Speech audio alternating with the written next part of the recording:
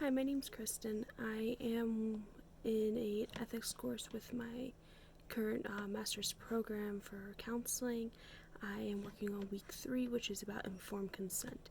So we were tasked to look up our code of ethics in the state that we live in and to go over, find a sample of someone's informed consent form, and then to give our reaction. So I am from the state of Pennsylvania, so I looked up our code of ethics through Pennsylvania and found that it's not really strictly detailed. It just wants to make sure you have certain bullet points of making sure you have who you are, what you're doing, and basically guidelines with fees, emergencies, that you're a mandated reporter, and all the major tasks and major points of what counseling does and what it can be for you. So what I did was, when I looked up an informed consent document, I looked up one from somewhere in Pennsylvania. That way I could get like a little bit better view of it. And so when I looked up the one from Pennsylvania, I looked it up from Arcadia Counseling, and I will upload that as well. And what I found was they just made a couple paragraphs in the beginning of who they are as a counselor, what their specialties is, and things like that. And then they went on with bullet points of the different topics. So they start off with what their goal is.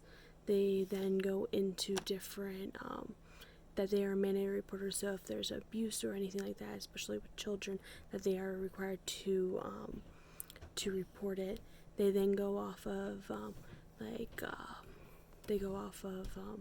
if there's a cancellation, that you have to give 24-hour notice, otherwise it's a charge. They then go off of financials, and then they ask for your contact information.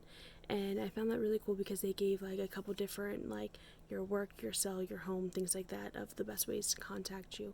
And then at the final part of it is that both the person and the counselor needs to sign off on it.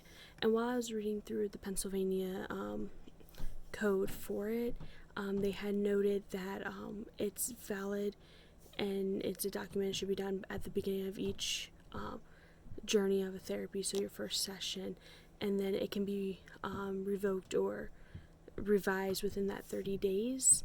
And after the 30 days, then you can't take it back in a way. You can't revoke it, which I thought that they gave that buffer of 30 days, which I thought was kind of cool. That way, if you don't get along with your counselor or something like that were to happen, you have that option to be able to go be like, hey, I don't know if this is working out.